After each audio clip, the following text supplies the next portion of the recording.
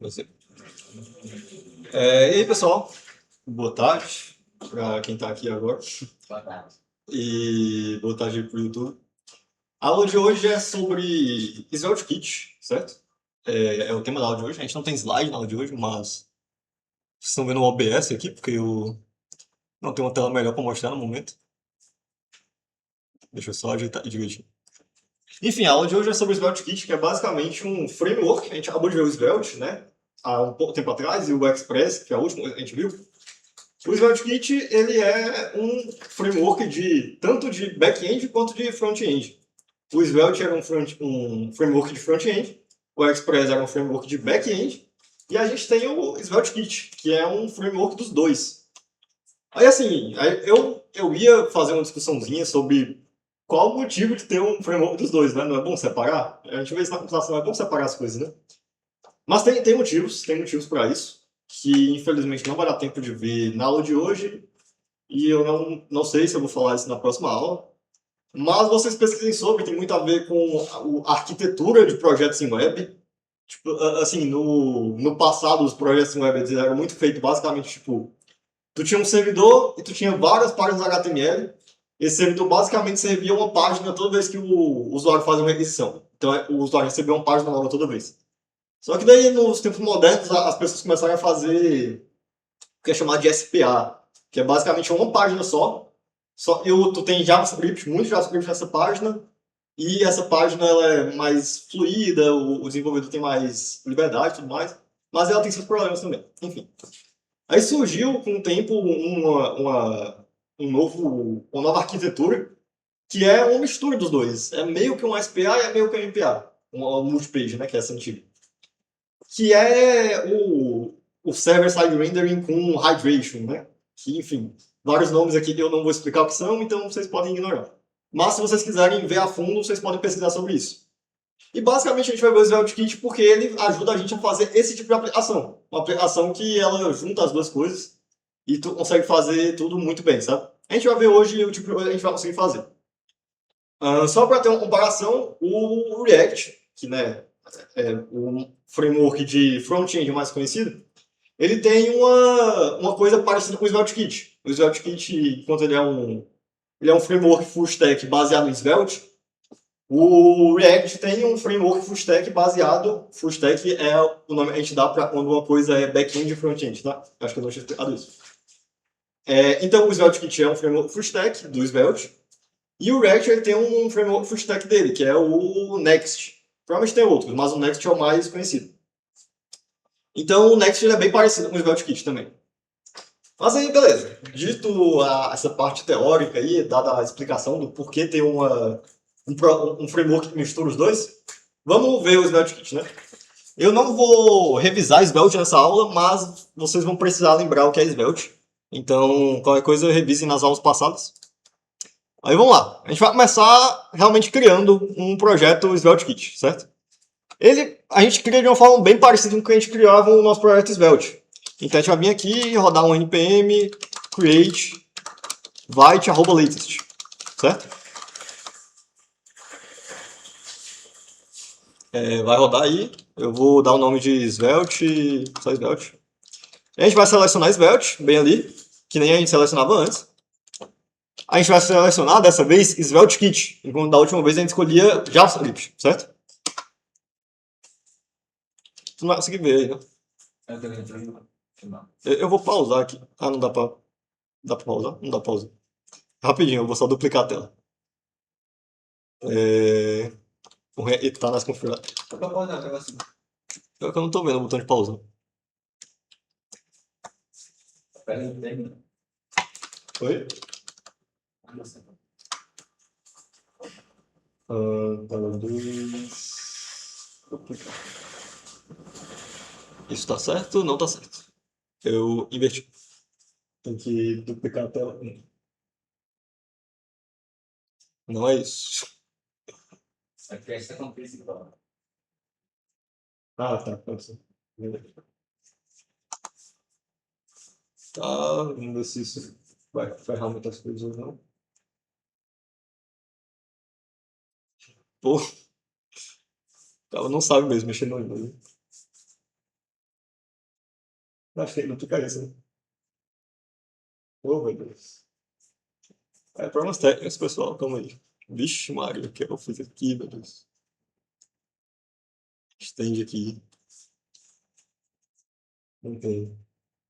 A gente traz isso pra cá. E na tela um eu quero duplicar. Nossa, não vai.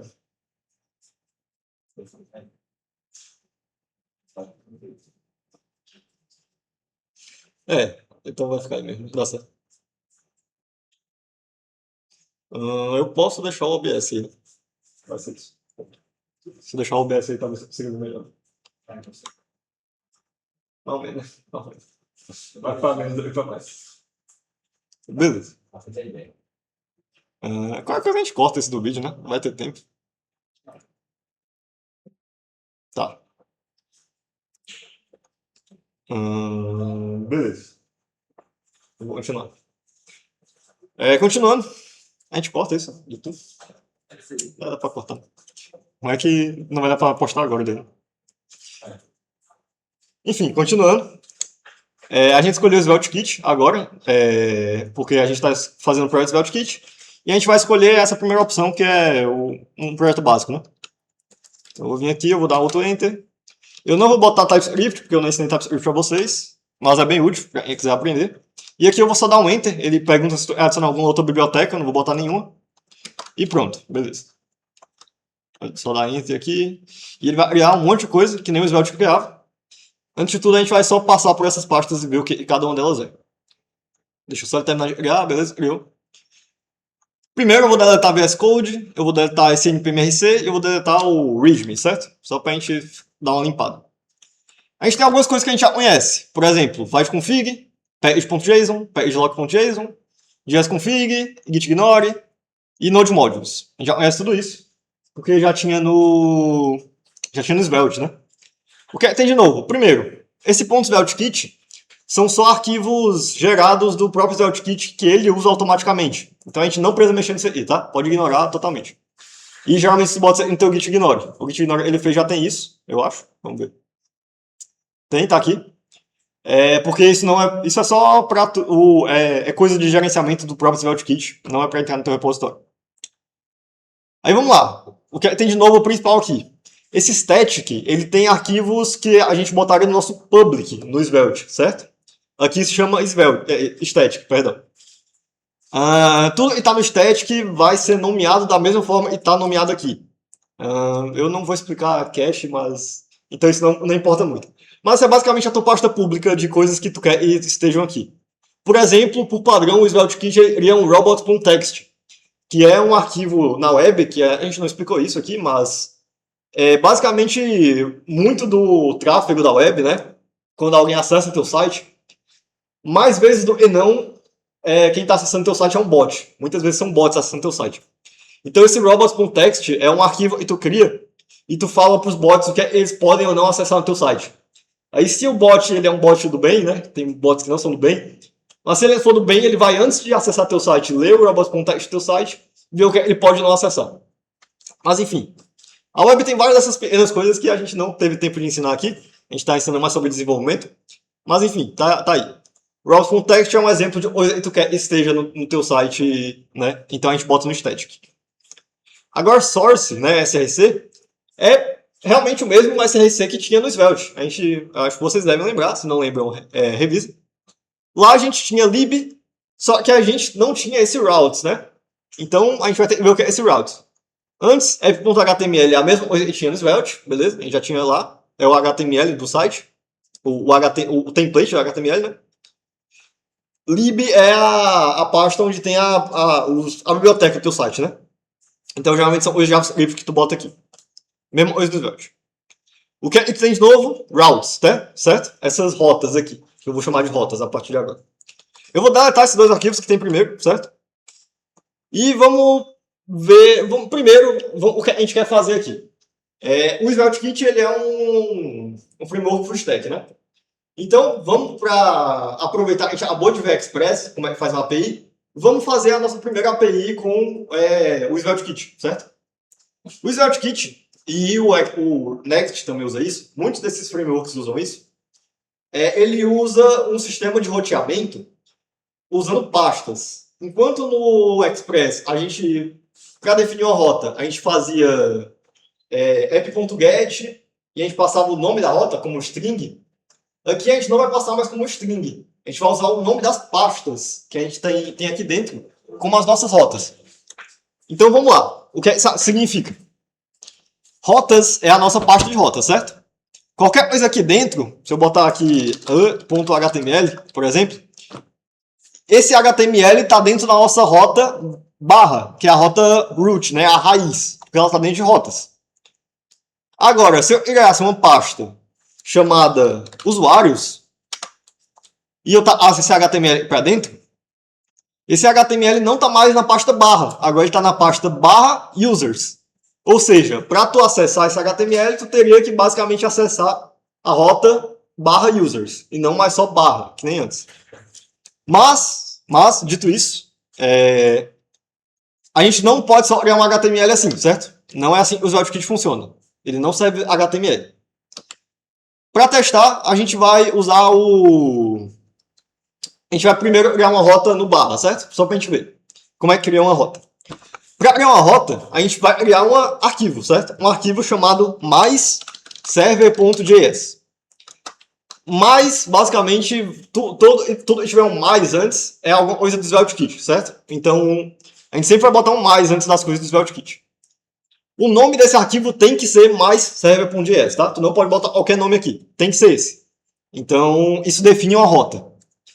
Só que nem a gente viu, a rota é definida por duas coisas. Tem a pasta, né? Ou o caminho, na verdade, que no nosso caso já é o barra, que nem a gente viu. Só que além disso, a gente tem um método. No Express, a gente passava o método pelo nome do método do app, né? Então era app.get, app.post, app.delete. Aqui não. Aqui a gente vai definir o método exportando uma função. Então a gente vai exportar uma função, por exemplo, a função get.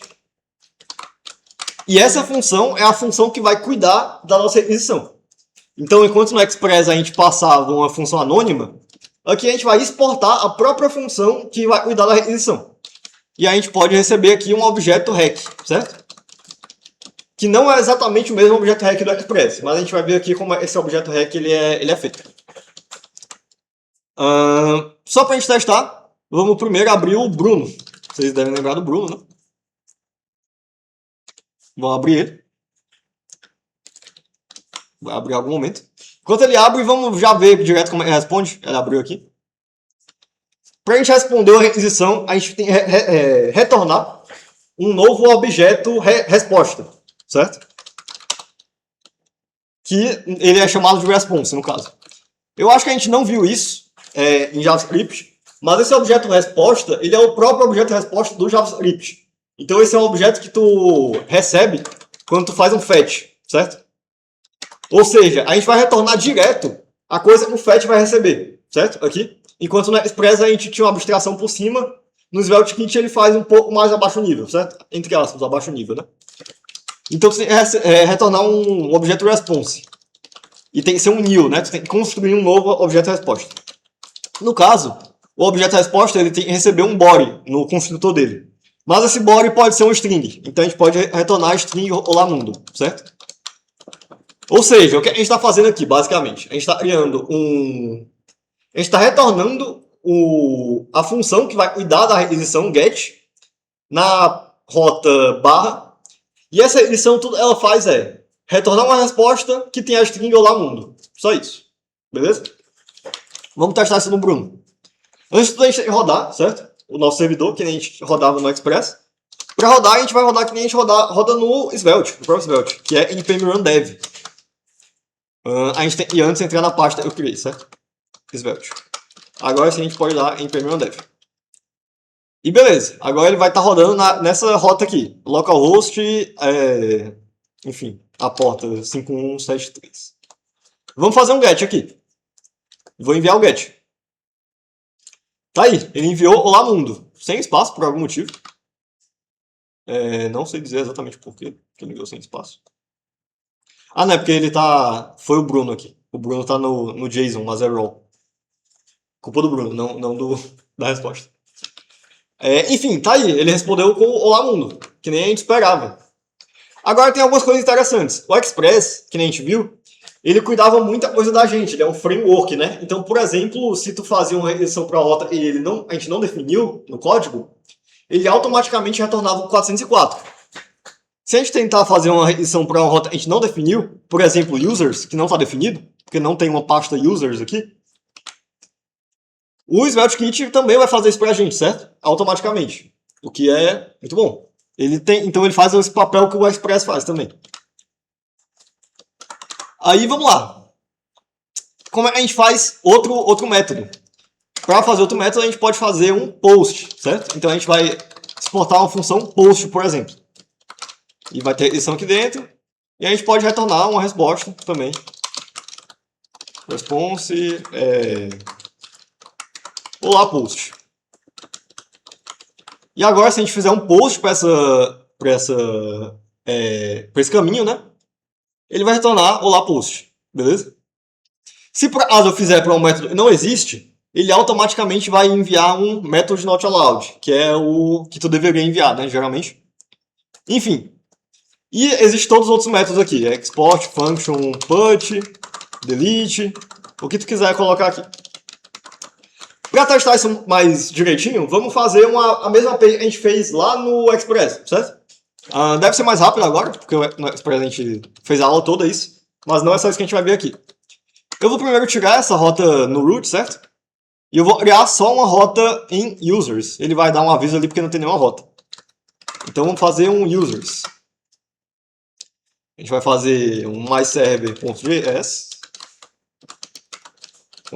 dentro de users. E a gente vai exportar a função get. Requisição aqui, beleza. Para a gente retornar alguma coisa, a gente tem que criar o nosso usuário, né? Então a gente vai fazer a mesma coisa que a gente fez da última vez, que é criar um... Da outra vez a gente fez a gente fez uma lista, né? Mas vamos fazer um dicionário dessa vez. Então aqui eu vou criar dentro da nossa biblioteca, certo? É por isso que a gente pode usar essa parte da biblioteca para adicionar coisas extras, certo? Ela é muito boa para isso. Então eu vou fazer um users.js. Tudo ele vai ter dentro é uma constante users, que é um dicionário. Um dicionário no JavaScript é um map, certo? No Python é chamado dicionário, né? Se eu não me engano. E em outras linguagens também. Mas enfim, no JavaScript é um map. Aí, beleza. A gente só para a gente conseguir usar aqui, eu vou exportar esse users. Export default, certo? E eu vou, além disso, por padrão, adicionar um usuário, certo? Só para a gente poder testar. Eu vou colocar aqui o usuário Maria, ou seja, a chave Maria do dicionário. Vai ser o objeto, que tem como nome Maria. Tem como idade 20. E tem como password, senha, 1, 2, 3, 4, 5. Beleza. Agora, na nossa função get, a gente vai ter basicamente que importar Maria primeiro.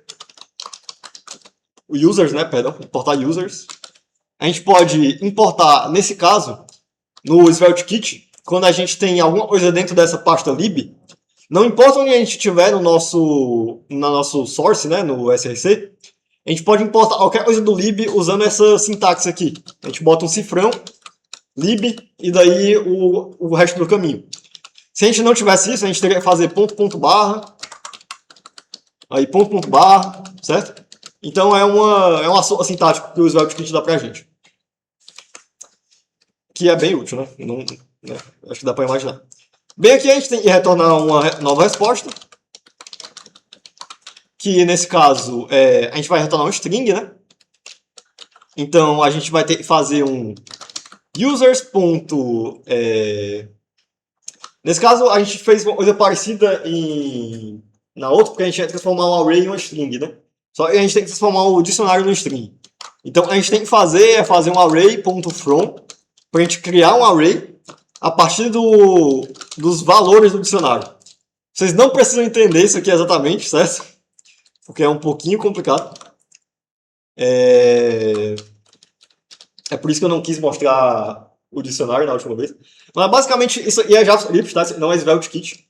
O que está acontecendo aqui A gente primeiro pega uma lista com os valores do dicionário. Ou seja, o dicionário ele tem duas coisas, ele tem chave e valor. Só a gente não quer enviar as chaves para o usuário, né? Para quem faz a requisição. A gente só enviar os valores. Então a gente pega só os velhos, bem aqui, né? Só que daí esses velhos eles não são uma lista, eles são um iterador. Daí a gente não precisa entrar muito a fundo, isso é. Mas para transformar esse iterador em uma lista, a gente usa esse método do array, que é array.from. E agora a gente vai poder criar uma lista a partir dos valores. Só que daí a gente não pode retornar um objeto, né? Um array é um objeto. A gente tem que retornar uma string. Como a gente faz isso? A gente pode usar o json.stringify, que isso a gente usou da última vez. Então é por isso que a gente tem 1 bilhão de funções dentro da outra nesse caso, certo? Talvez seja um pouco complicado de entender isso. Qualquer coisa pode tirar dúvida. A resposta tem que ser string ou bit? Pois é, nesse nosso caso, como a gente está usando esse objeto response, ele pode ser qualquer body, certo? Aí a gente pode até, como isso é o padrão do JavaScript, a gente pode facilmente ver isso na própria documentação do JavaScript, certo? É uma vantagem do Svelte Kit, né? Ele não usa o Express, tem que usar a documentação do Express, que não é tão boa. Aqui a gente pode usar a própria documentação do JavaScript, que é ótima, é perfeita. Então, por exemplo, o construtor disso aqui, a gente pode ver, ele recebe um body. Esse body pode ser um blob, ele pode ser um string, ele pode ser um form data, pode ser tudo isso aqui, certo? A gente está usando um string porque, enfim, é mais fácil. Dá para ver que não pode ser um array, né? Então, enfim. Se pudesse ser um array, a gente usava um array. Beleza, agora, isso não é string fit, é stringify. Teoricamente isso vai funcionar, vamos ver. A gente agora pode dar um get, não é para essa rota mais, se a gente tentar para essa rota ele vai dar um 404, porque a rota agora é users. Vamos ver o que ele retorna. Tá aí, ele retornou a string, que é o nosso array, né? Essa string não precisava ser uma string, ela podia ser um JSON, né? Seria até melhor se ela fosse um JSON, faria mais sentido. No Svelte Kit a gente tem uma função auxiliar para enviar JSON. Ao invés de enviar uma resposta, a gente pode enviar um JSON. Esse método, a gente tem que importar ele se chama JSON, certo? E agora, ao invés de retornar a resposta, a gente pode enviar um JSON. E agora a gente não precisa fazer JSON.stringify, porque esse método faz isso automaticamente. E pronto. Agora se a gente refizer essa requisição, ele vai fazer como JSON. Por quê? Porque esse método ele automaticamente adiciona o content type como application.json, certo? Essa é a vantagem que a gente tem para ele. Beleza, a gente fez um get para o usuário, agora vamos fazer um post, né? Que é a parte mais interessante agora. Function post, beleza. Rec. Beleza. A gente não sabe ainda como a gente pega os valores do body, né? Vamos no Bruno antes fazer essa requisição. Vamos criar aqui a requisição para users. A gente quer fazer um post. Dentro desse post a gente vai ter um body agora, porque a gente quer adicionar um usuário, né? Esse body vai ser JSON. E ele vai ter basicamente as 3 informações do usuário, que é o quê? Name, que vai ser um João. Age, que vai ser 30. E a gente vai ter password, que vai ser 54321. Certo? A gente quer que se a gente vier essa requisição agora, não vai dar certo. Ele deu um internal server error, porque esse método não retorna nada ainda, beleza? Mas a gente quer que no final um usuário seja criado naquela nossa lista, quando isso der certo. Como a gente faz isso? A gente tem que primeiro acessar esse body, né? A única coisa que a gente tem dentro dessa função é esse rec.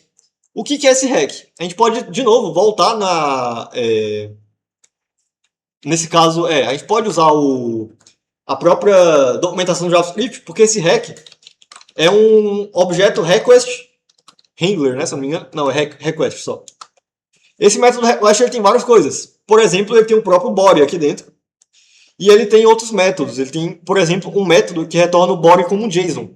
Isso é exatamente o que a gente quer. A gente quer fazer o body a partir de um JSON, né? A gente quer um objeto.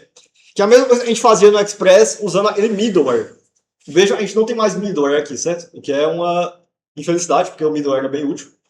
Mas aqui a gente tem pelo menos esse middleware do request JSON. Que ele basicamente pega o JSON que no nosso caso o Bruno está enviando e ele transforma num objeto. Então a gente pode fazer aqui uma constante users, um let users, user, né, na verdade, que é o usuário que vai ser adicionado. Vou botar user added. É igual a rec. Nesse caso é request, então a gente vai ter que fazer um rec.request. Porque, na verdade, esse rec é um objeto que tem várias coisas dentro. Vocês podem ver isso melhor, por exemplo... Só para a gente ver isso melhor, eu vou retornar nesse post o JSON, certo? New JSON. Que é o próprio rec, então esse próprio objeto que o post recebe. Só para a gente ver o que a gente tem de acesso aqui. Vamos ver. Tá aqui. Então esse objeto rec, bem aqui, ele tem todas essas coisas aqui dentro. Por exemplo, tu tem acesso aos cookies da requisição que o usuário fez. Tu tem acesso aos parâmetros, que é essa terceira coisa aqui. Tu tem o request, que é esse objeto request eu mostrei bem aqui, certo? Na documentação do JavaScript. Tu tem a própria rota, tu tem a URL, enfim, tem um monte de coisa. A gente não está interessado em nada disso, a gente só quer o request, certo? Para a gente pegar o body. Beleza, então a gente vai fazer rec.request, porque a gente quer esse objeto aqui dentro do rec, certo? Talvez seja um pouco confuso, mas enfim, é JavaScript aqui, não é nem SvelteKit. O JavaScript às vezes é confuso. E dentro desse request, a gente tem todos esses métodos que a gente viu aqui na documentação. Nesse caso, a gente vai usar o JSON, né? O request.json. Porque a nossa edição é um JSON. Só que vejam, esse método ele retorna uma promise. Aqui, promise. Então a gente, na verdade, vai fazer... agora eu vou tirar isso daqui, certo? Eu vou fazer um let user, porque eu quero o usuário... Vou voltar aquele lá, user added, né? Que é o que eu tinha colocado antes. Eu quero que ele seja o objeto que foi feito a partir da requisição do JSON, né? Só que como ele é um promise, a gente vai dar um await. Beleza? Basicamente isso. Como a gente deu um await, agora a gente tem que adicionar um async aqui, certo? Coisa de JavaScript. Agora a gente tem acesso às informações desse request aqui. A gente tem acesso ao name, o age e o password.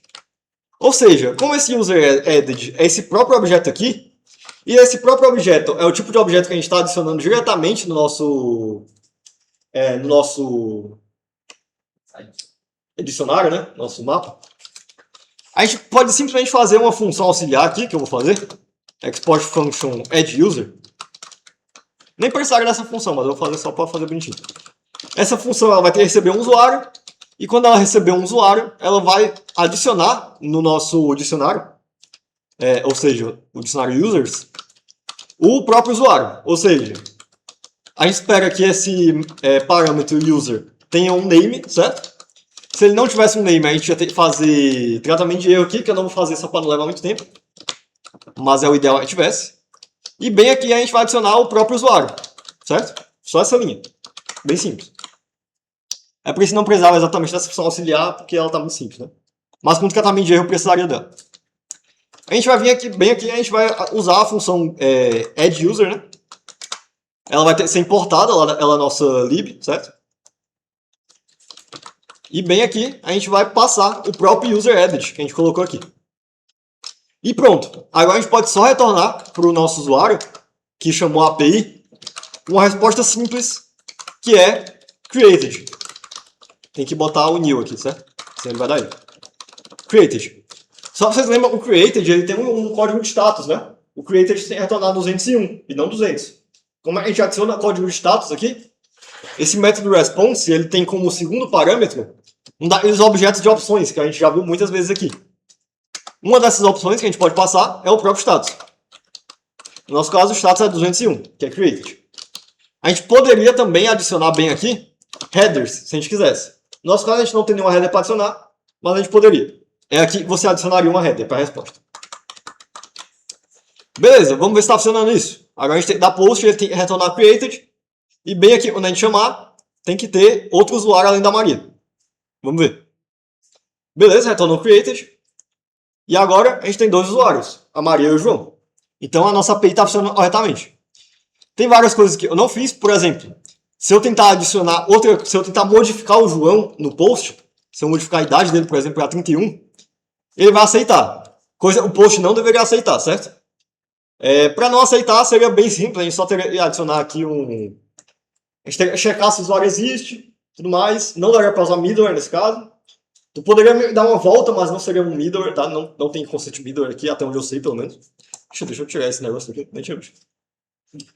Enfim, eu não vou fazer isso só para não levar muito tempo, certo? A gente pode fazer no decorrer da aula, porque o que eu vou mostrar agora tem algumas coisas interessantes. Primeiro, a nossa coisa do Express, ele não fazia desse jeito, né? A gente tinha, além desse get de todos os usuários, a gente tinha um get de um usuário específico. E para isso a gente usava parâmetros de rotas. Vou estar falhando. Parâmetros de rotas, para quem não lembra, era basicamente isso aqui. Ao invés de a gente pegar só users, a gente podia pegar users barra Maria, por exemplo. E quando a gente fazia essa edição, ele retornava só a Maria. A gente não tem nesse caso, então ele vai dar um 404. Como é que a gente adiciona parâmetros de rotas aqui? No Express, a gente fazia aquela string que tinha, era barra users, barra... Eu esqueci. Era assim, eu acho? Alguma coisa? Eu não... Enfim, eu fui trazer a analogia, mas eu não lembro como é. Aqui, para a gente adicionar parâmetros de rotas, também é com pastas, certo? Do mesmo jeito que a gente adiciona rotas com pastas, a gente adiciona parâmetros de rotas com pastas. Só que dessa vez a gente usa uma sintaxe diferente. Para a gente dizer que ele é um parâmetro, a gente bota o nome do parâmetro entre colchetes. Vai ficar bem pequeno aí. Eu podia ter dado um zoom, né? Dá para dar um zoom aqui. Acho que fica bom de ver. E o nome do nosso parâmetro. No nosso caso vai ser name, certo? O parâmetro name. Beleza. Isso significa que agora qualquer coisa que a gente botar aqui dentro vai estar dentro do parâmetro name. Então, se eu adicionar um server.js e esse server.js exportar um get, uma function get, eu vou retornar uma resposta só para a gente poder ver. Olá, olá mundo. Agora, se eu refizer essa requisição que tem um parâmetro de rota, ele vai responder com olá mundo. E se eu botasse qualquer coisa aqui, se eu botasse Maria ou João, também responderia olá mundo, porque esse parâmetro de rota vai pegar qualquer coisa que esteja... É uma coisa da Express, enfim, não tem muito o que explicar. É um parâmetro de rota.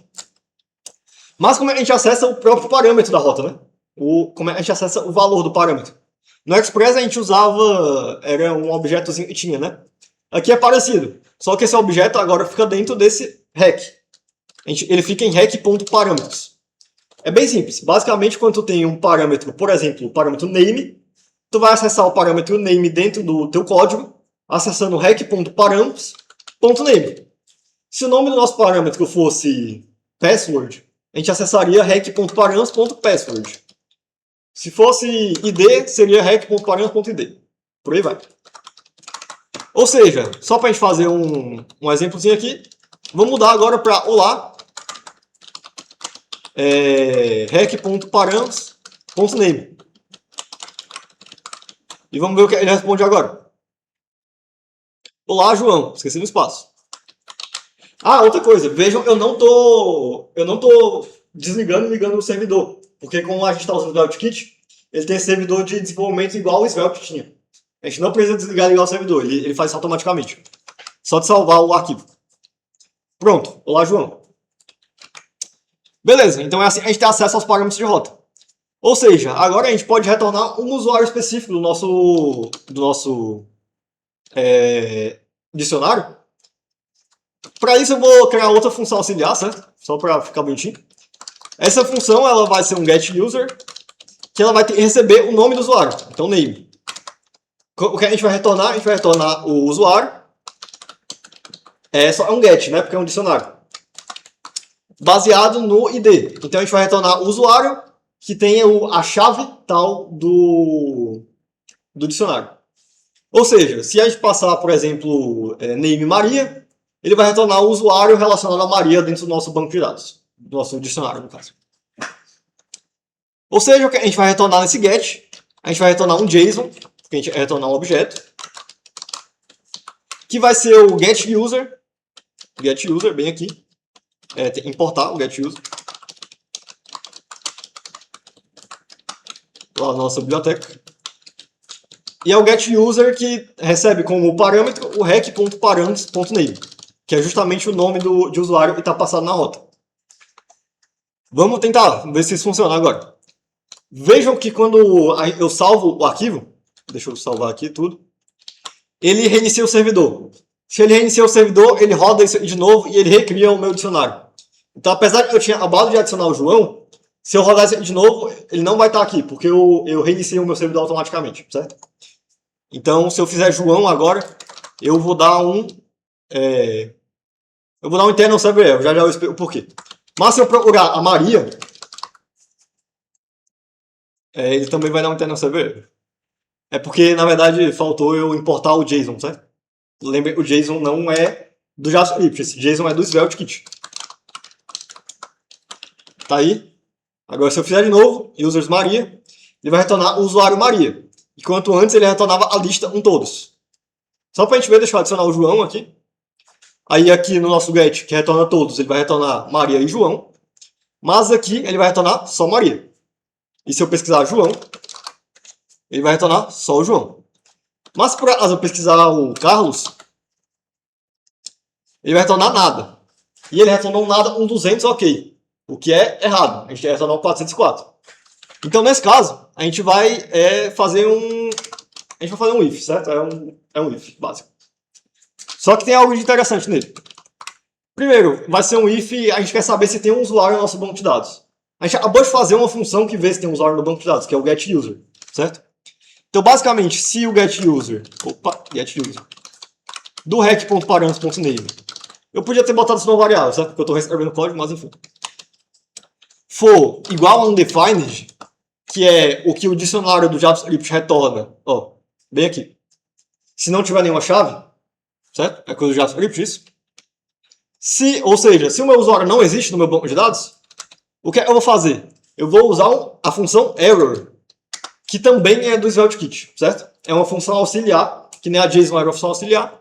A error é uma função auxiliar para retornar um erro no nosso código. Só que esse erro não é um erro não é um throw new error, né? O tratamento de erro. É um erro de HTTP, né? Ou seja, o primeiro parâmetro que a gente passa é o código do erro. No nosso caso, o código do erro é 404. O meu usuário não existe, certo? E aqui a gente pode passar uma mensagem. Eu vou passar uma mensagem, o usuário rec.params.name não existe. Agora, se a gente vier aqui, a gente só tem o usuário Maria. Opa, não tem. Eu reiniciei o servidor, mas eu acho que ele não... É porque eu não reiniciei o users, né? Tá certo. Enfim. Então, a gente tem esses dois usuários aqui, o Maria e o João, certo? A Maria e o João. E agora, se eu der um get no Carlos, ele vai me retornar um 404. E nesse caso, esse método error, né, que a gente usou, ele não retorna só a string, ele retorna um message, um objeto message que tem dentro dele a string, certo? É só para, basicamente... Assim, você não viram muito isso, mas eu que mexi em código de outras pessoas, quando não tem uma padronização do teu erro, as pessoas às vezes já respondem, por exemplo... Nesse caso, eu estou sempre respondendo um JSON, né? Um JSON que tem a mensagem, e essa mensagem sim tem a mensagem do erro, né? Message tem a mensagem do erro. Às vezes as pessoas fazem isso, às vezes as pessoas retornam um erro direto como uma texto plain, né? Plain text. É horrível isso quando tu vai mexer no código no front-end. Então é ótimo e isso padroniza, certo? Esse error padroniza. Então é bom que você use. Beleza. Então a gente tem aqui certinho agora o nosso tratamento de erro 404. E se eu não usar o 404, aliás, se eu não procurar um cara, não existe, né? Se eu procurar um cara, existe, que é a Maria, ele não vai dar erro, porque ele não vai entrar nesse if, e ele vai me responder bonitinho. Beleza. Eu acho que isso é... Deixa eu... eu não abri minha colinha. Eu vou abrir minha colinha rapidinho. Não, vai demorar um pouco. Mas é isso que eu tinha para mostrar dessa parte da API, certo? Agora, tem a parte do front-end, beleza? A gente acabou de ver o back-end, deu pra ver rapidinho. A gente viu basicamente tudo que dava pra fazer no Express, que dava pra fazer ali também, que parâmetros de rotas, criar rota com get, post, blá blá blá. Vamos ver agora o front-end.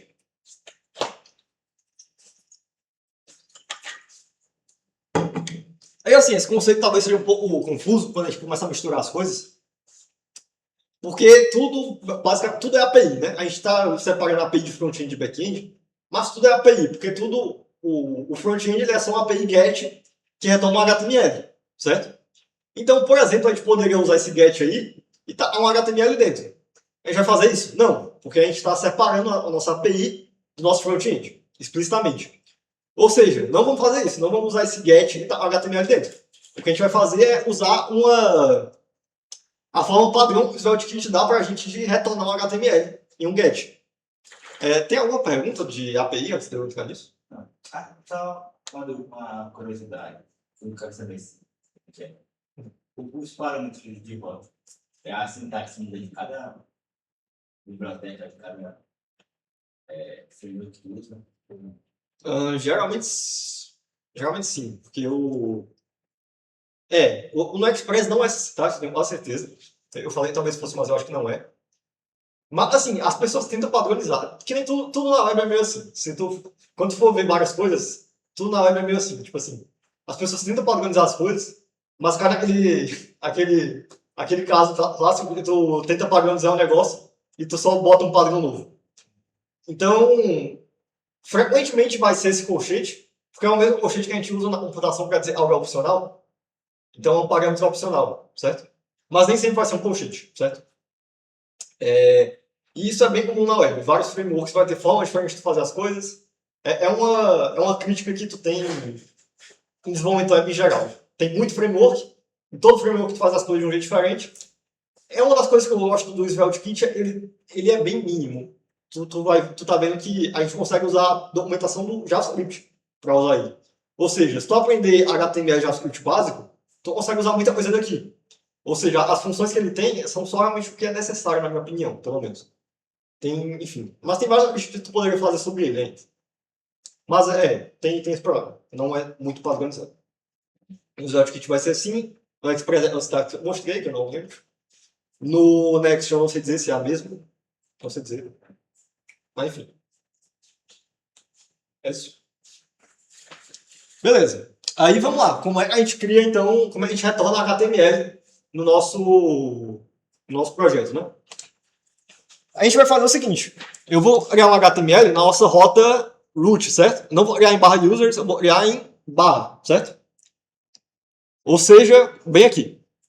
Como a gente retorna HTML, a gente vai fazer um mais, que nem tudo no SvelteKit que a gente quer retornar. A gente bota um mais, retornar, né, em uma requisição. E aqui a gente vai botar page.svelte. De novo, tem que ser exatamente esse nome. Page.svelte. Não pode ser outro nome.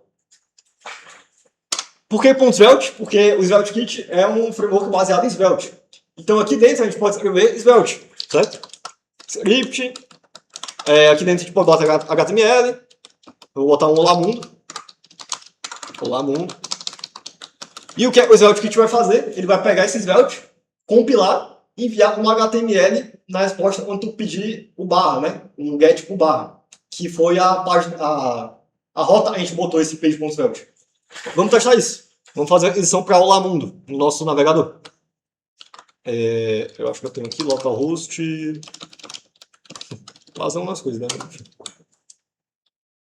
Eu abri a página de login, que não existe, certo? Mas a página barra existe e a página Olá Mundo. Tá aí. Se eu escrevesse mais coisas aqui, ele vai fazer, né? Como eu estou no servidor de desenvolvimento, ele está atualizando automaticamente, né? Mas no teu servidor, normalmente, não atualizaria automaticamente. Você pode deixar bem claro isso. E aqui dentro a gente pode escrever script, né? JavaScript. Eu vou dar um console.log. Só para a gente relembrar isso rapidinho. Opa. Vem aqui. Vou dar um F5. E agora no nosso console tem aqui o que eu escrevi. Enfim. É Svelte, certo? É Svelte. Para quem não lembra, reveja Svelte. Porque não tem como eu passar por isso aqui. Então pronto, isso é bem simples, certo? Não tem nem muito para onde passar por aqui. Basicamente, se eu pegar essa rota aqui, vou tirar e dar cortar, né? Copiar e colar. Vou tirar daqui e vou botar dentro de users. Agora se eu der um F5 aqui, eu vou tomar um 404 not found, certo? Vejam o SvelteKit, ao invés dele só responder um 404, ele faz uma página em HTML, que é uma página HTML com a própria rota 404, certo?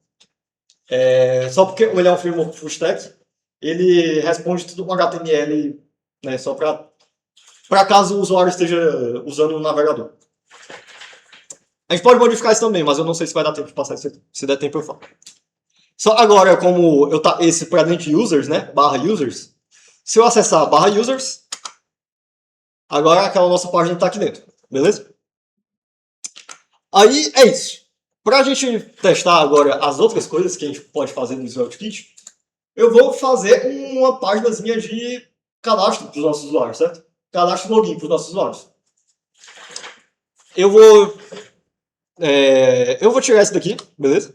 Esse mypage.svelte. Eu vou criar uma nova pasta, cadastro. Vai ser cadastro. Eu vou deixar o register, certo? Em inglês, só para a gente manter o padrão. E aqui dentro, sim, eu vou criar o nosso... Opa, folder não. Eu vou criar um mypage.svelte. A nossa página de cadastro tem que basicamente ter um formulário pedindo o nome do usuário, a idade do usuário e a senha do usuário, beleza? Então eu vou fazer isso aqui. Agora eu vou abrir minha colinha, só para eu poder copiar e colar o código. Opa, eu tenho abrindo uma nova janela, né? Dá para abrir um window aqui. Só para eu não ter... Porque é HTML, vai ser bem chato escrever HTML na mão. Principalmente HTML que eu já escrevi antes e eu posso reutilizar. Tá bem aqui dentro de register, enfim. Vai ter umas coisas aqui, mas eu vou pular por enquanto. Tá aqui o nosso formulário. Esse formulário, ele basicamente tem 3 inputs, certo? Ele vai dar um erro aqui, porque eu não fiz ainda o... Vou entrar em register só para a gente conseguir ver ele. Mas ele vai dar um erro interno, porque a gente não colocou esse bind ainda, certo? Não lembro se é Svelte. Então esse bind ele espera uma variável com reatividade. Então a gente vai declarar aqui a variável name, que é uma variável reativa que vai cuidar do nosso input. E eu vou criar mais 2 variáveis, que é a variável pwd, que é o nosso password, e a age, que é a nossa idade, certo? Que no caso ela vai começar com a idade 20, vai? E agora se eu der um F5 aqui, tá aqui o nosso formulário. Tá bem pequenininho, deixa eu dar um zoom. Tá aqui, beleza? Aí, beleza. O nosso formulário ele vai ter uma função submit que vai cuidar do evento de submissão dele. Que vai ser chamada handle submit. E a gente vai declarar isso aqui. De novo, isso é Svelte, certo? Não é SvelteKit. Isso especificamente é mais JavaScript, né? Mas enfim. A gente vai dar um waypoint default para evitar que o formulário recarregue a página, que nem a gente já viu anteriormente. E agora a gente pode fazer a requisição aqui dentro, que nem a gente viu na aula 3 e na aula... Não sei se na aula de Svelte a gente fez isso, acho que não, né? Acho que não. Mas na aula 3 a gente viu que no nosso front-end a gente pode fazer requisições HTML, utilizando a função fetch, certo? O SvelteKit ele usa também o fetch, certo? Se tu fosse usar... Eu não sei o que o Next usa, mas frequentemente as pessoas usam bibliotecas ao invés de usar o fetch, certo? Por exemplo, uma biblioteca muito famosa é uma chamada Axios. Eu não vou usar isso aqui, eu vou usar o fetch, certo? Para a gente poder aproveitar o JavaScript que a gente já viu. Então vamos lá. O fetch que a gente viu retorna uma promise. Então eu vou fazer letHas igual a fetch. Agora para onde eu vou fazer esse fetch? Eu tenho que fazer uma API de cadastro. Mas na verdade a gente já tem uma API de cadastro. A gente tem o post no nosso usuário.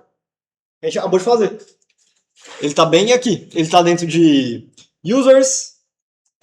não é name, né? É só users, post. Ou seja, a gente pode só fazer a requisição diretamente para /users. Só essa requisição tem que ser um método post. E a gente tem que passar o nosso objeto no body, né? Bem aqui. Para criar nosso objeto, vamos fazer ele aqui, constante user. É o objeto que tem como name o próprio name que a gente tem ali. Ele tem um password, a nossa variável pwd.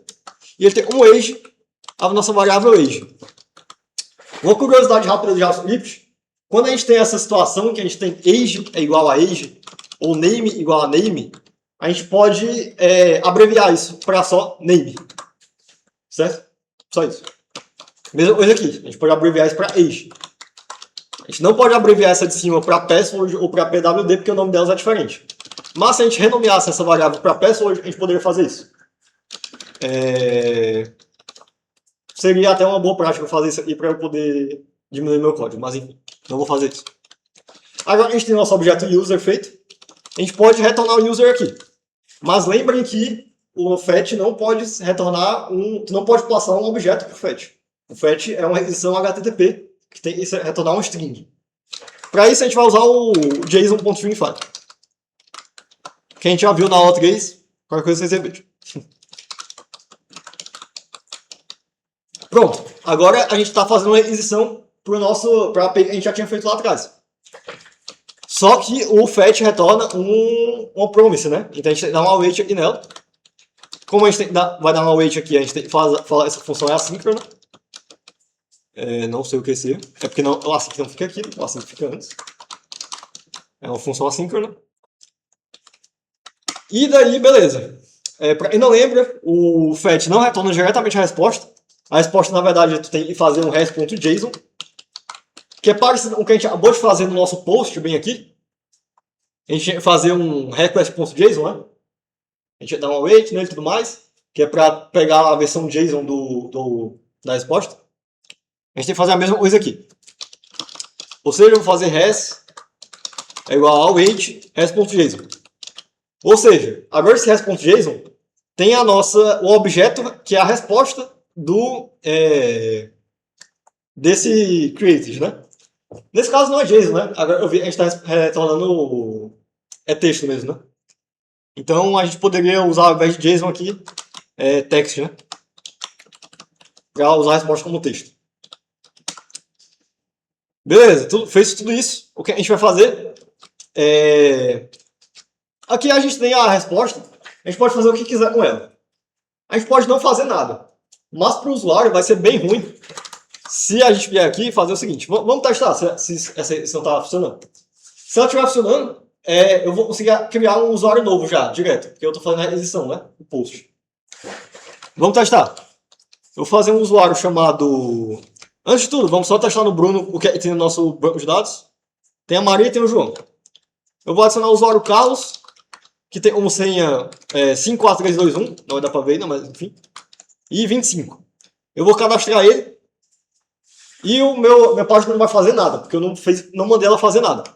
Mas se eu vier no Bruno, vocês vão ver, agora eu tenho o Carlos, que tem a senha 54321. Para a gente fazer um feedback nisso, a gente pode, agora a gente tem a resposta, a gente pode fazer o seguinte. Vamos fazer uma nova variável com estado, chamada feedback, que ela não vai ter nada. E bem aqui eu vou fazer um parágrafo que vai ter só o feedback. E agora eu posso simplesmente falar feedback é igual a res, por exemplo.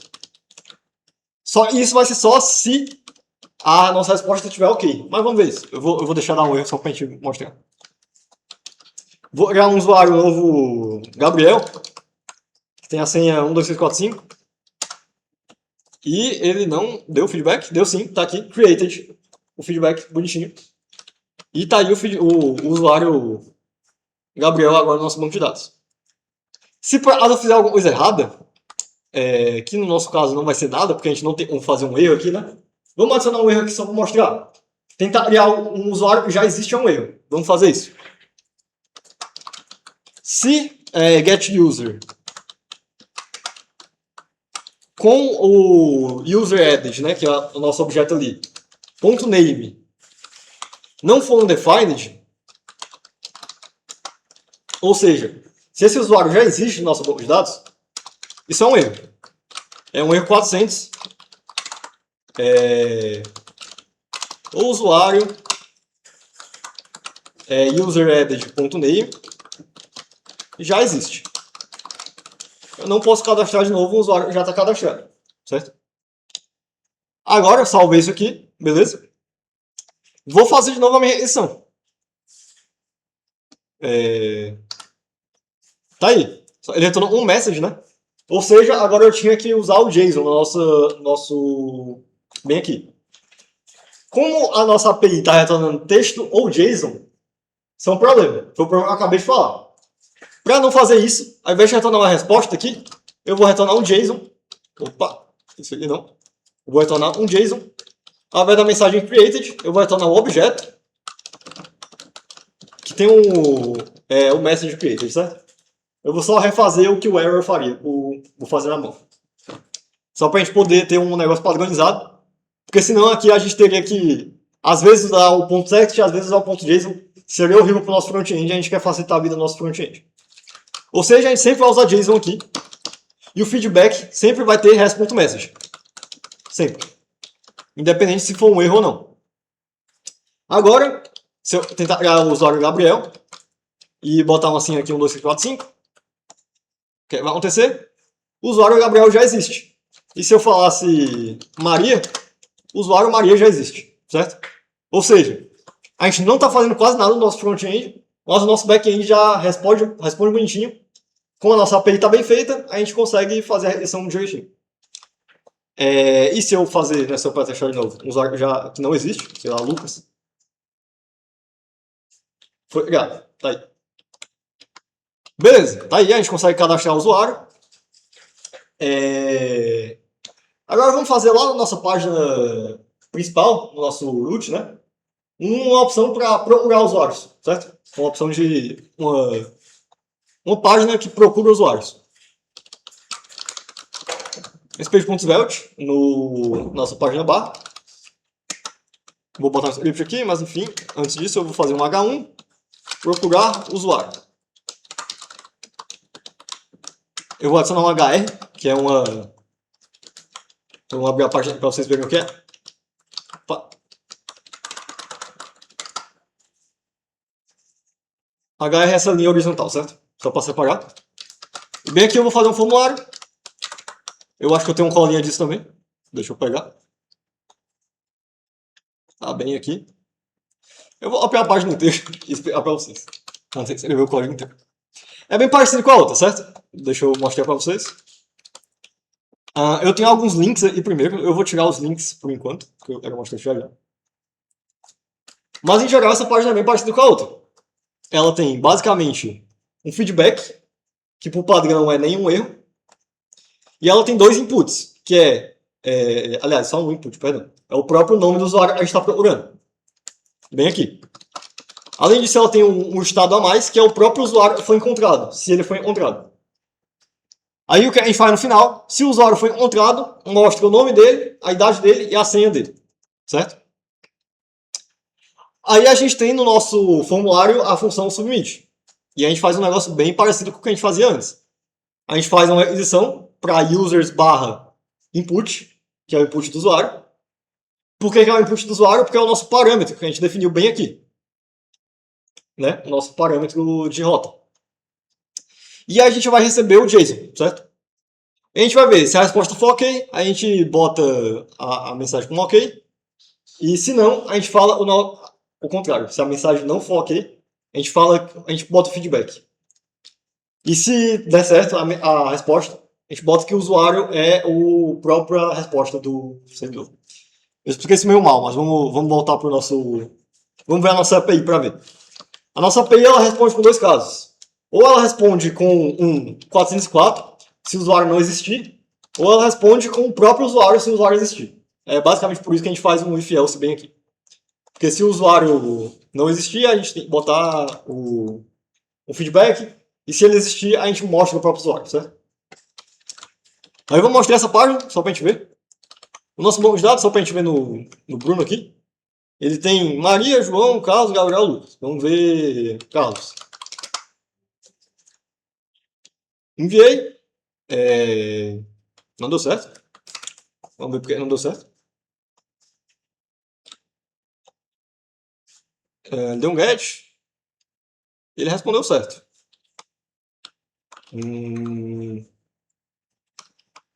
Vamos ver se nosso servidor tem algum erro. Não, não tem. Consegue ver algum erro aí? Eu tô vendo no lugar errado também, mas enfim.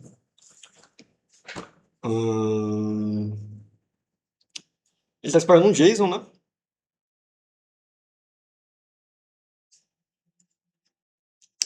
User ali.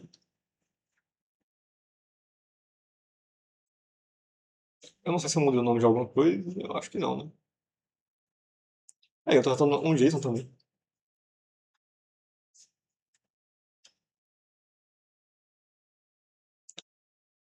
E o nome é user.name também, né? É.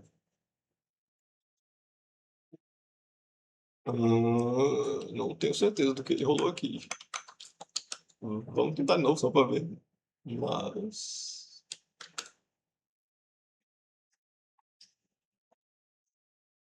Isso foi bem estranho.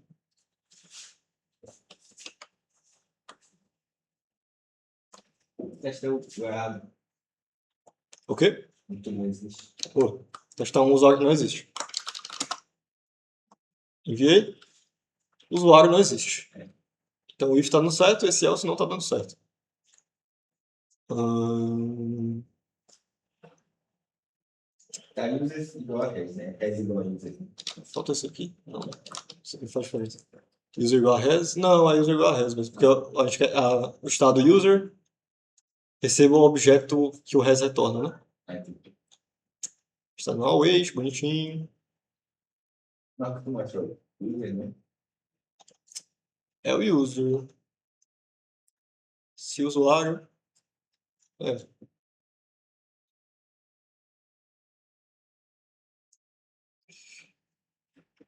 Não sei.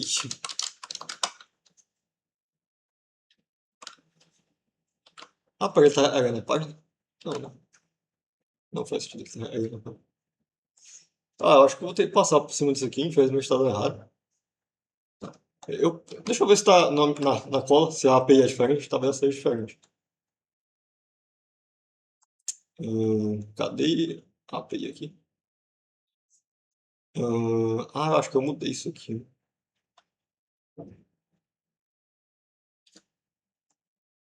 Vou tentar um teste.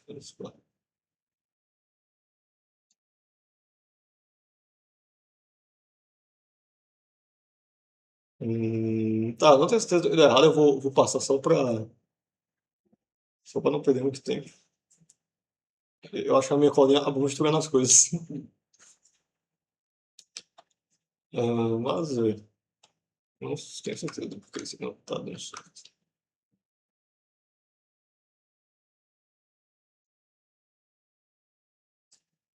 E ele tá recebendo o usuário, né? Porque o network respondeu. Vamos mudar um salve.log no user, só pra tirar a dúvida. Então vamos ver, não custa nada. Eu sempre aqui só para ver, tá tudo certo. Vamos ver o que é o console. Ele deu um undefined, né? E res? Res tá undefined? Não pode, né? Vamos ver. Res não tá undefined, mas user tá undefined. Isso aí tá certo. Se response status for diferente de 200, a gente faz a mensagem de erro. Só que se for 200,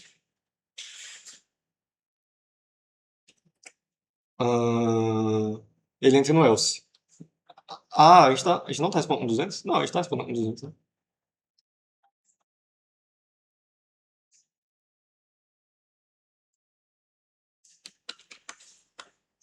A gente não tá respondendo 200, certo? Não, a gente tá respondendo 200. Rapaz, É porque não, calma aí, tu pode usar não responde ok aqui. Se não responde ok, eu vou botar uma mensagem de erro. Mas se responde ok, aí vamos ver. Vamos ver se faz alguma diferença. Pelo jeito não.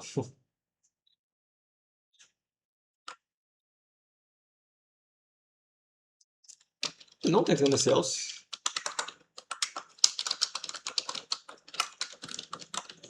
Mas é debugging ao vivo, né?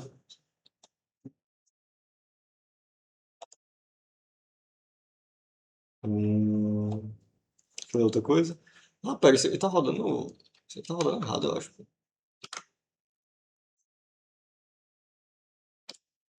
Isso aqui não era pra existir. Eu acho que a minha colinha realmente misturou as coisas, mas foi a nível de código mesmo, parece.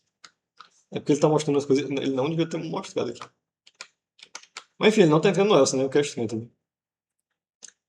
Porque a resposta foi ok. Enfim, eu vou passar por cima disso, infelizmente. Eu posso depois tentar falar pra vocês o que rolou. Realmente não entendi. Beleza, mas vamos passar por cima disso. O que eu quero mostrar agora é outra coisa que tem é outra coisa interessante que tem no front-end do SvelteKit. Que ele tem uma opção de tu colocar layout de páginas, certo? Que é basicamente o seguinte. Eu não sei se tinha isso no Svelte, eu acho que não. Mas no SvelteKit tu pode ter várias páginas, né? A gente acabou de ver, tem várias páginas. Mas uma coisa que acontece frequentemente em sites é que tu tem elementos em comum, né? Tu tem uma página de navegação e várias páginas diferentes. A gente viu no Svelte que a gente podia usar componentes para reutilizar componentes, né? Enfim, reutilizar HTML, né? Aqui a gente pode fazer isso. Mas não só a gente pode fazer isso, do mesmo jeito que a gente faz em Svelte, a gente tem uma coisa mais interessante que isso, que é um negócio chamado layout, que eu vou criar aqui usando mais layout.svelte. Esse layout eu vou criar, ele vai ser só HTML, ele vai ser uma header basicamente para o nosso site. Ele vai ter um H1, sistema de usuários. E aqui nesse header eu vou botar um nav e vai ter as páginas do nosso site, que no nosso caso é login, né? Login, que vai ser a própria página de login. E bem aqui a gente vai usar barra, né? Que é a home, a página inicial. Início. O que vai acontecer? Vamos ver.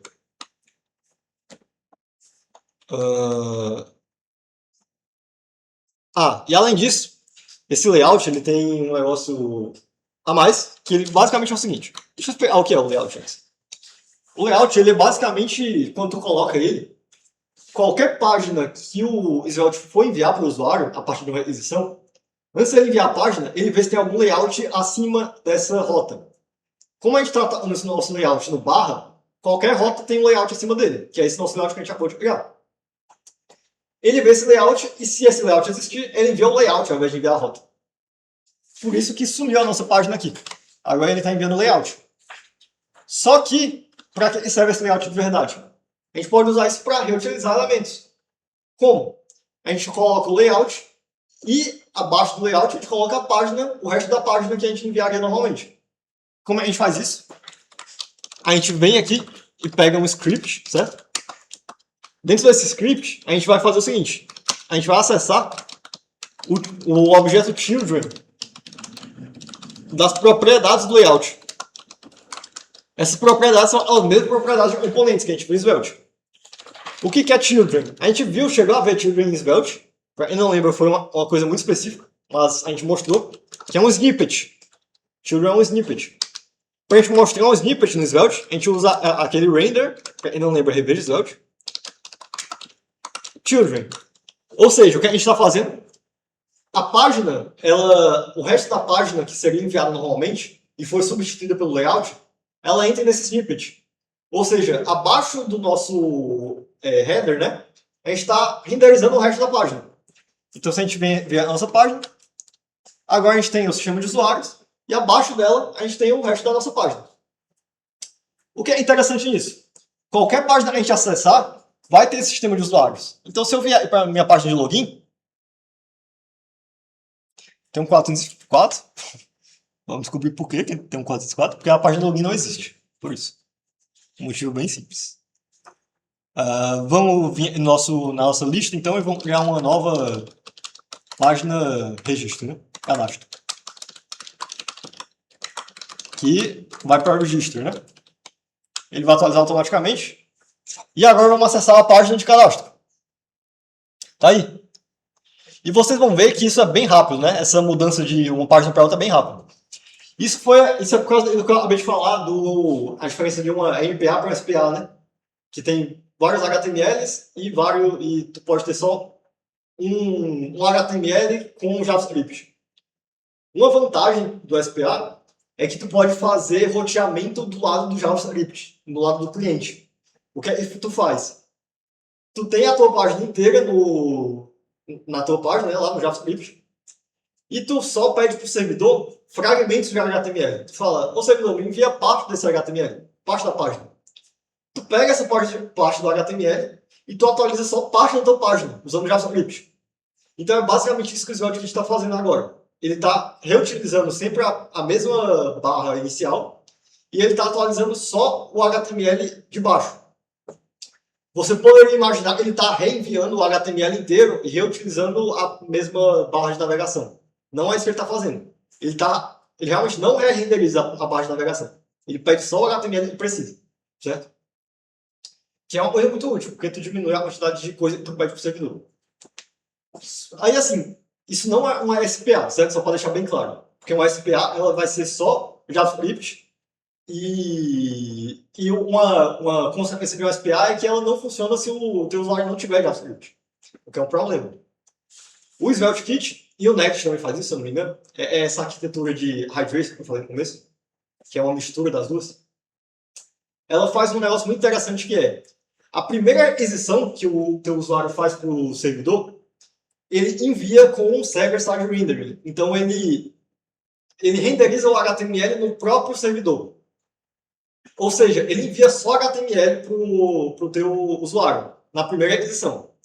Se o usuário fizer mais requisições, ele entende a requisição vem do próprio sistema de roteamento interno dele.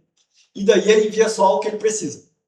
A consequência disso é que se o usuário não tiver JavaScript, o JavaScript não vai fazer requisição, porque ele não tem JavaScript. Então toda a requisição dele é como se fosse a primeira requisição dele. Ou seja, toda vez que ele fizer uma requisição, o servidor vai enviar só HTML. Então mesmo que o usuário não tenha JavaScript, ele consegue utilizar a página, certo? Ou seja, isso passa por cima do problema que o ASPA tem. Enfim, o Next faz isso também e é uma grande utilidade da gente. É por isso que a gente está utilizando frameworks full stack, certo? É a grande vantagem disso. Porque a gente consegue se aproveitar tanto da vantagem da SPA, que é ter esse controle muito bom no front-end, quanto essa vantagem de não ter SPA, que é o usuário sem JavaScript pode usar e tudo mais. Enfim. Tem alguma pergunta sobre isso? Porque isso é um conceito muito interessante. Não? Beleza. Aí, enfim, são 5h30, mas eu acho que a gente pode esticar, né? Tu vai almoçar? Né? Beleza, eu vou esticar e mostrar, porque tem bastante coisa e é bom, dá pra mostrar bastante coisa. Eu posso escolher o que mostrar agora, porque tem algumas coisas que dá pra mostrar. Eu vou mostrar um negócio chamado de Form Actions, certo? No Svelte, porque não é tão complicado e é um negócio bem interessante. Até agora, todos os formulários que a gente usou, todos, no web inteiro, todos eles, foram formulários de JavaScript. Você deve ter percebido isso, por quê? Porque a gente apresentou o formulário com HTML, né? Que é esse negócio aqui. Mas a partir de um certo momento, a gente ensinou vocês a usar uma função, né? Que pega a requisição que o formulário faria, cancela ela, usando esse premise default, e faz a requisição na mão, né? Ao invés de usar o próprio formulário padrão do HTML. Isso é legal, porque a gente tem controle da nossa página. É a mesma situação da SPA. Mas tem um problema. Quem não tem JavaScript não consegue usar. Assim, esse negócio de ter ou não JavaScript é um negócio interessante porque muita gente fica... Pô, quem não tem JavaScript, né? Mas acontece, certo? Acontece. Tem pessoas que não... Às vezes a tua página vai dar um erro no JavaScript. Às vezes a pessoa está numa conexão ruim no JavaScript, vai demorar para baixar. Às vezes a pessoa está no navegador de texto só. Existe. Eu já usei navegador de texto, quando está no terminal. Enfim, acontece. Às vezes a pessoa não tem JavaScript. E é interessante que a tua página funcione sem JavaScript. Até porque ela vai funcionar mais rápido, geralmente. O Svelte, ele tem um negócio interessante, que é uma coisa chamada de Form Actions. Que ele serve basicamente para tu poder usar um formulário tanto do HTML normal, quanto um formulário com JavaScript, se tu quiser.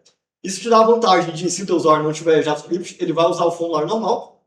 Mas se ele tiver, o teu formulário, ao invés de fazer a requisição inteira para o servidor e retornar a página, que é o que o formulário do JavaScript, do HTML faz, ele vai fazer como se fosse uma SPA, certo? Então é uma coisa bem parecida com o que eu acabei de falar do roteamento de SPA e tudo mais. Ele basicamente faz eu não sei se eu apresentei isso, mas tem uma filosofia do desenvolvimento web chamada de Progressive Enhancement, que é melhoria progressiva. Basicamente, tu faz a tua página pensando no usuário que tem o mínimo de coisas possível, não tem JavaScript, a internet dele é horrível, tudo mais, e tu faz a experiência ser a melhor possível para ele. Depois que a experiência for boa para ele, tu melhora pro resto. Para entender JavaScript, tudo mais, enfim. Vamos ver aqui como é que faz o Form Action. Para fazer esse Form Action, eu vou utilizar essa nossa página de registro, certo? Eu vou tirar tudo que a gente fez aqui, certo? Eu vou fazer uma página nova. Vou fazer uma página de login. Vou fazer a página de login usando o Form Action, certo? Login. Vou fazer aqui mais page.svelte. Essa página vai ter só um formulário. Eu não vou adicionar nem JavaScript nela. Só um formulário. Esse formulário vai ter o quê? Vai ter um input que é o nome do usuário. Input. Nome. Vou tirar essas coisas que eu não preciso. Geralmente eu não preciso. Geralmente eu vou precisar. Mas eu vou tirar só por enquanto. Eu vou botar password aqui. Que o usuário, para fazer login, tem que passar a senha dele. Eu input do tipo password. Password. E eu vou tirar essas coisas de novo. Tá aí. Aí no HTML, quando a gente vai usar um formulário que tem HTML, vocês lembram que a gente tem que passar duas coisas. A gente tem que passar o action.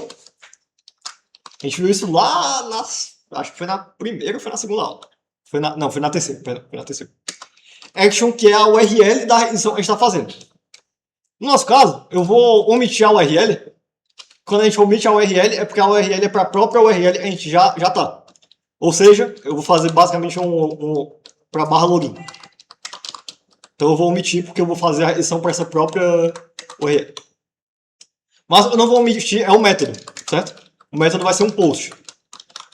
Todo form action no SvelteKit tem que ser um post. Não pode não ser um post, certo? Não pode ser um get, não pode ser um push, não pode ser um delete. Tem que ser um post. Mentira, talvez pode ser um push ou um delete, não tenho certeza. Não pode ser um get. Agora, como a gente define o form action? O nosso HTML é esse, tá? Acabou aqui. Vamos entrar no login. Página de login. Tá aí. É só isso. O HTML é esse. A gente vai criar agora uma API para responder esse formulário. Mas a gente não vai criar essa API do mesmo jeito que a gente criou as outras. Porque essa é um form action, ela não é uma API normal. Para fazer ela, a gente vai fazer um mais page.server.js, certo? Tem que ser esse nome. O que significa?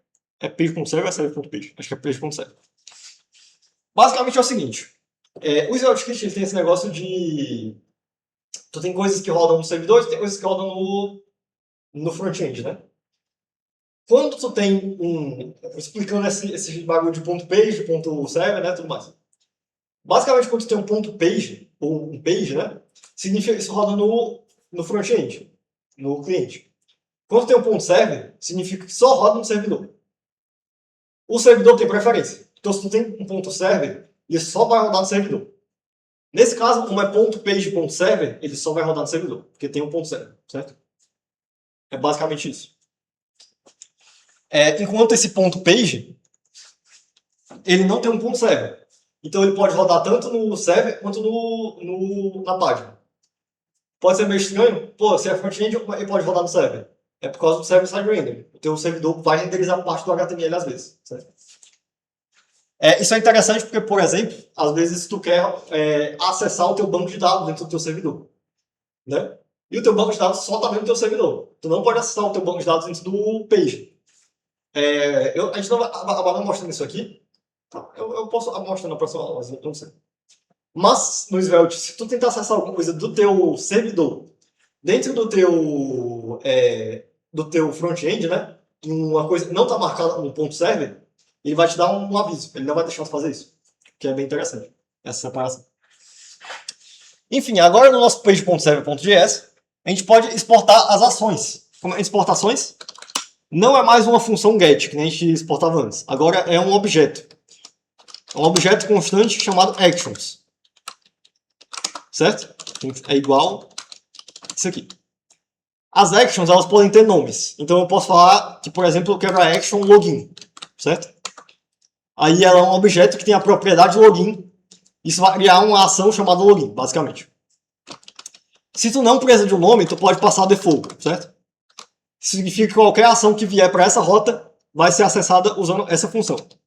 O que a gente coloca em default? A gente coloca uma função anônima, certo? Então, basicamente, a gente está definindo uma ação default, que é essa aqui. Como é que isso aí funciona? É muito parecido com a requisição da API que a gente acabou de ver. Então, a gente tem um REC aqui. E aqui eu vou... eu acho que eu vou copiar da Cloudinha, não sei. Vou fazer na mão, vai. Porque a Cloudinha deu problema da última vez. Mas acho que o problema foi outro, mas enfim. O que a gente precisa fazer nessa página de login? A gente precisa basicamente ver se o usuário existe. A gente precisa ver se ele existe, ver se a senha dele é igual à senha que está no nosso banco de dados.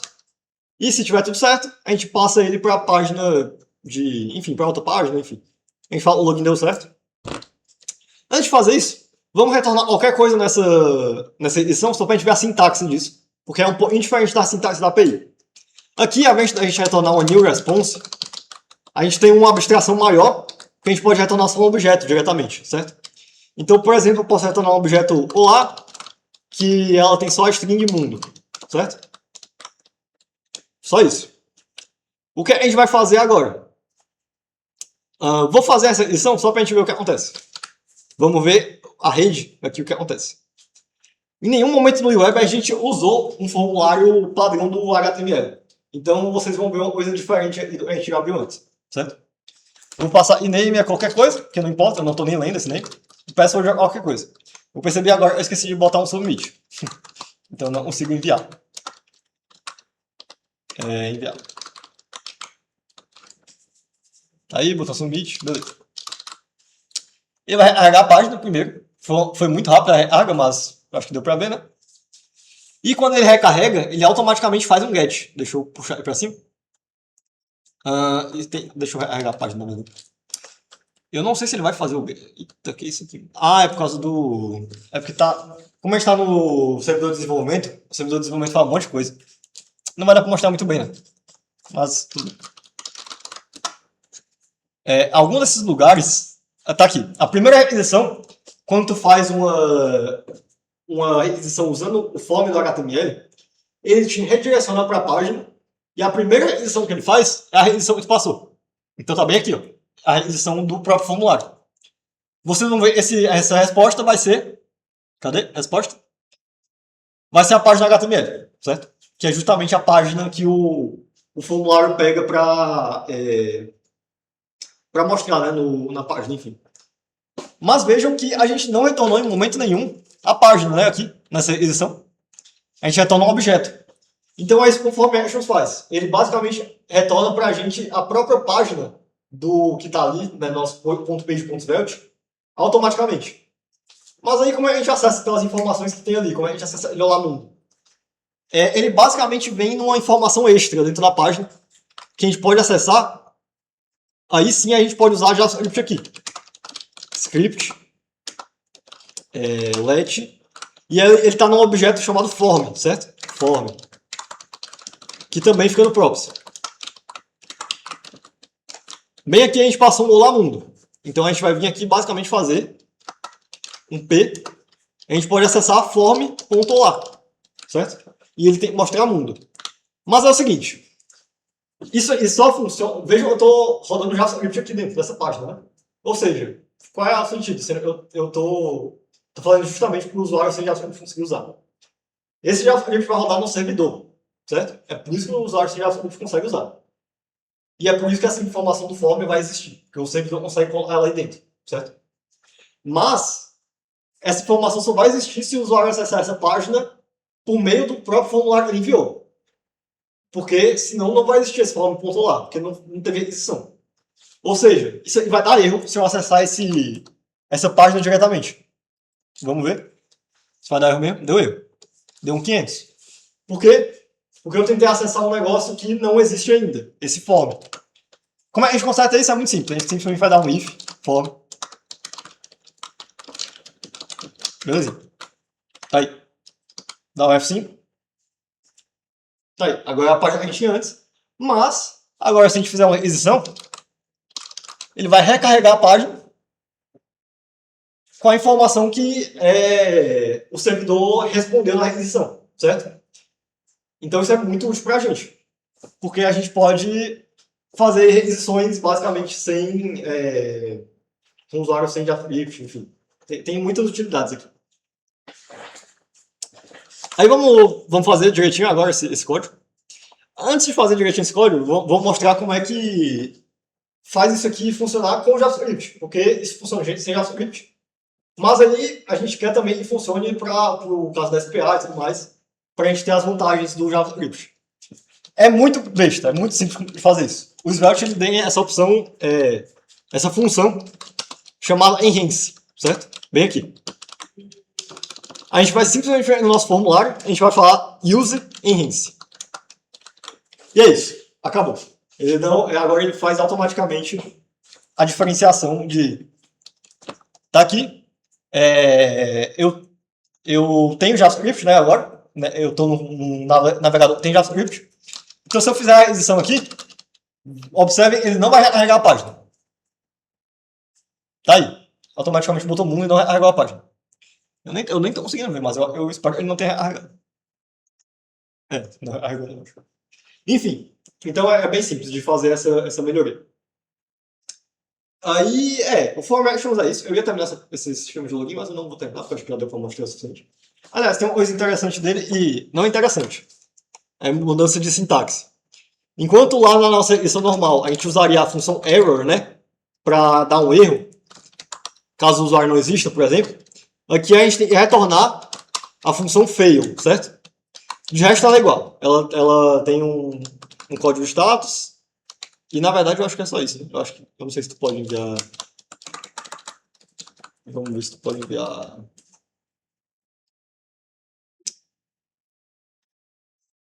Ah, não, tu pode enviar dados sim. E os dados que tu pode enviar são justamente um outro objeto, certo? Do mesmo jeito que tu enviar um objeto aqui, eu posso enviar um objeto message, que é a requisição do errado. Por exemplo. Eu vou vir aqui, vou fazer a requisição, e ele não fez. Vamos ver o que rolou aqui. Ah, sim, é porque eu não estou mostrando o message aqui, né? Perdão. Na minha página de login eu estou mostrando form.lá, né? Mas eu tenho que mostrar form.message, se eu quiser a mensagem apareça. Então eu vou vir aqui agora. Tá aí. A requisição deu errado. Beleza. Agora tem só uma última diferença também na sintaxe do form action para API. Que é o seguinte. Como a gente está usando um formulário agora, um formulário HTML, né? A gente não tem mais um objeto JSON, que nem a gente tinha lá na nossa API. Agora a gente tem um objeto de formulário, que é uma coisa que a gente falhou de passar no web, porque a gente não usou o formulário padrão. Mas quando tu envia um formulário padrão do HTML, ele não envia um JSON, certo? Porque JSON não existia. Aliás, eu acho que talvez existia, mas os criadores da web fizeram de uma forma diferente. Ele passa um objeto chamado formData, que é isso aqui, ó, formData. E esse formData ele é acessável dentro desse nosso objeto rec, que está bem aqui em cima. Aí a sintaxe dele, eu não vou lembrar, e eu vou ter que pegar da colinha, certo? Eu acho que tem bem aqui. Pronto, é isso aqui. Posso passar esse código para vocês depois também. Tá aqui. Então, basicamente, agora o nosso usuário, a gente vai dar um await, não é E aqui, nesse caso é rec. Rec.request.formData. Porque o objeto rec é um objeto que dentro dele tem um request, e dentro da request a gente faz um formData, ao invés de fazer um JSON, por exemplo, né? A gente poderia fazer um JSON, mas não é JSON, é um formData. Então a gente faz um formData. Esse formData ele é um pouquinho diferente porque ele não é um objeto, ele é um dicionário. Que a gente acabou de ver, a gente criou um dicionário agora há pouco. Então, ao invés de tu fazer, por exemplo, user.name para pegar o nome do usuário, tu faz user.getName, certo? É isso que vai mudar. Então, por exemplo, vamos retornar aqui como message o nome do usuário, só para a gente ver. User.getName. Vamos ver aqui, roda. Dá F5, só para tirar esse. Opa! Como eu dei um await aqui, essa função tem que ser assim.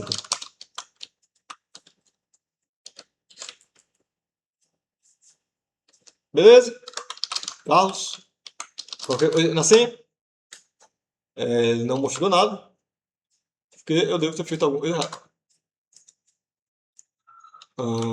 Message. Vamos ver o que ele respondeu na edição. Resposta. Sucesso 200. Pois é, tem alguma coisa estranha rolando. É isso que eu tô falando de. Que isso não era pra ser isso, eu acho. Mas enfim, ele aparentemente tá passando o objeto errado. Não sei se é. Pouco message. Vamos testar isso aqui, mas isso aí não é pra estar certo, né?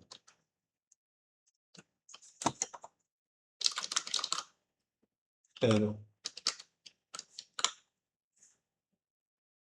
Eu salvei isso aqui, salvei, né?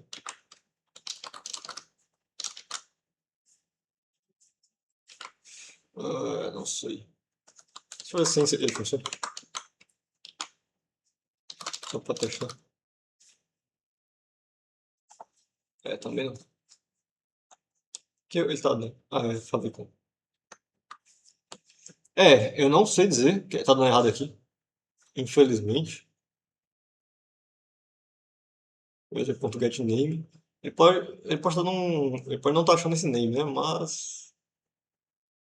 Aí ele teria dado um erro. E ele não tá dando um erro, né?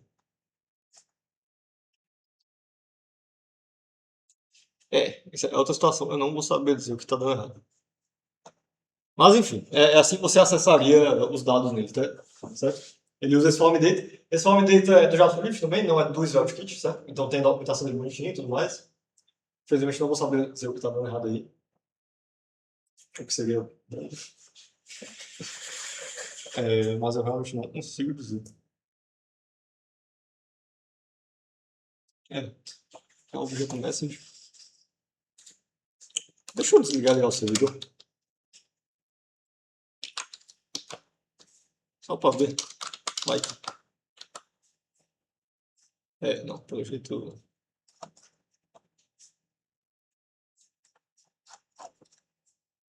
Ok. Mas é isso. Basicamente, de Form Actions é realmente bem útil. Infelizmente não sei dizer o que é isso aí. A Svelte Kit tem algumas outras coisas, certo? Que eu não consegui falar sobre, não vou conseguir falar sobre. Tem uma coisa muito útil que eu posso mostrar na documentação, só para vocês verem. De novo, a documentação do Svelte era muito boa. A documentação do Svelte Kit também é muito boa, certo? Ela está bem aqui, a gente tem a documentação do Svelte, a gente tem a documentação do Svelte Kit aqui. Ele tem várias coisas interessantes, ele tem, por exemplo... É porque tem várias coisas que eu não mostrei, mas então vocês vão ver várias coisas que eu não mostrei aqui. O que eu mostrei está em boa parte no routing, certo? Eu não mostrei error, mas tu pode botar uma página de erro também automaticamente. Para substituir a L404, que ela mostra aqui, ó. Tu pode substituir ela, por exemplo, ou página de erro 500, enfim. O resto eu mostrei. Form Actions tem aqui, certo? Toda a informação de Form Action, tudo mais. Vocês podem ver aqui depois. Aí tem a outra coisa, a terceira feature muito boa do Svelte Kit é esse page data, né? Loading data. Que ele te permite basicamente separar o que roda no servidor e o que roda no front-end de uma forma muito, muito boa, muito legal. Ele basicamente serve para tu, tipo assim, numa página geralmente tu tem algum dado que tu quer usar nela. Por exemplo, se tu tá numa página de usuário que tu tem, sei lá, dashboard do usuário, informação do usuário. Antes de tu conseguir mostrar a página inteira, tu tem que fazer uma aquisição do teu servidor pegando os dados do usuário, né? Ou seja, qual é o nome desse usuário, qual é a idade dele, enfim, as coisas que tu quer mostrar. Aí esse page data, ele basicamente te permite separar e se falar quais são as dependências, quais são os dados que são as dependências dessa minha página. Antes de eu mostrar essa página, eu tenho que pegar. Tu bota isso nessa função de load. E essa função de loading, ela pode rodar, contanto que tu permita, ela pode rodar tanto no servidor quanto no cliente. E a vantagem disso, de novo, é que o SvelteKit automaticamente vai rodar no servidor se ele puder. Se ele não puder, ele vai rodar no front-end. E daí isso, né, vai ser muito útil. E se por acaso tu só puder rodar no servidor, tu pode falar isso também usando o .server. E daí ele vai sempre rodar no servidor também, o que é muito útil também. E ele só vai renderizar a página quando ele puder também, enfim. E daí tu pode botar um load enquanto ele está carregando. É bem útil. Mas eu não vou falar aqui porque, infelizmente, a sintaxe dele é um pouquinho complicado. Vai dar um trabalho de falar sobre. Principalmente essa diferença entre servidor e cliente é bem complicado de mostrar. E vocês vão ver pelo tamanho da página, que é gigantesca. Essa página. Então, enfim. Outras coisas que tem aqui. Ele fala um pouco sobre o estado, porque tem o conceito de. Agora está no framework full stack, né? Ou seja, a gente tem estado no front-end, mas a gente tem o back-end. E às vezes a gente compartilha estado, mas é para tu evitar o máximo possível compartilhar estado com o back-end. Porque o back-end não tem conceito de estado, certo? Então tem isso. Mas tem formas de gerenciar isso e tudo mais. É bem difícil de acontecer, mas acontece às vezes. Aliás, não é tão difícil, tá? Principalmente com esse negócio de load, porque às vezes é carregar uma coisa para uma variável do estado. Só que a função de load pode rodar no back-end. Então você tem que ter cuidado desse tipo de coisa. Enfim. É o tipo de coisa. E é porque eu não estou mostrando o loading dele também. Page Options é o seguinte. Eu falei que tinha esse negócio de MPA no passado, né? Multipage.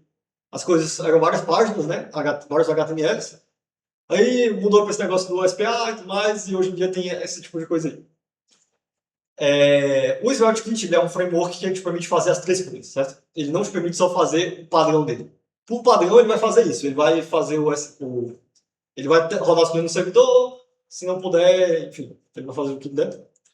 Mas ele tem outras três opções. Tu pode pré-renderizar todas as páginas do teu site. Se tu pré-renderizar todas as páginas do teu site, tu vai ter vários HTMLs no final e tu vai basicamente ficar com aquela situação que tu tinha antigamente, que é uma página com vários HTMLs, o teu servidor só envia um HTML quando ele recebe uma requisição. Para fazer isso, tu usa essa opção pré-render, certo? Tu basicamente exporta ela dentro de um mypage.js. Se tu quiser fazer um SPA, tu simplesmente fala o seguinte. Tu passa essa opção client-side render, que eu acho que o padrão ela é... Aliás, não dá isso não. Tu tem que desativar o SSR, que é o server-side render. Se tu não permitir que o teu servidor renderize nada, o teu cliente vai renderizar tudo. Se o teu cliente renderizar tudo, tu tem um SPA, basicamente. É isso. Essa opção SSR, por padrão, ela é verdadeira. Porque o SvelteKit faz SSR por padrão. Aí, a coisa interessante disso é que, basicamente, primeiro, tu pode fazer essas três coisas, né? Tu pode tanto fazer uma página totalmente pré-renderizada, tu pode fazer uma página com SPA, usando o SvelteKit, e tu pode fazer o padrão dele, né? Que é a mistura dos dois. Mas tu pode fazer isso por página. Se tu acha que algumas partes do teu site podem ser pré-renderizadas, tu pode pré-renderizar algumas partes. Se algumas partes tem que ser um SPA, por algum motivo, tu pode fazer algumas partes serem um SPA. Eu acho que o Next também tem isso, certo? Só para deixar bem claro. E é isso que é essa parte de options aqui. O resto que tem, isso aqui é coisa experimental, não vou mostrar, isso aqui não tem por que mostrar. E eu acho que em geral é isso, mas a documentação é bem boa, certo? Foi isso o SvelteKit. Tem alguma pergunta? Não? E isso vai ser basicamente a nossa última aula presencial do Web, porque a próxima aula eu vou fazer ela online. Ela provavelmente vai ser uma aula de testing de web. Talvez eu aproveite para mostrar algumas das coisas que eu não mostrei aqui, talvez.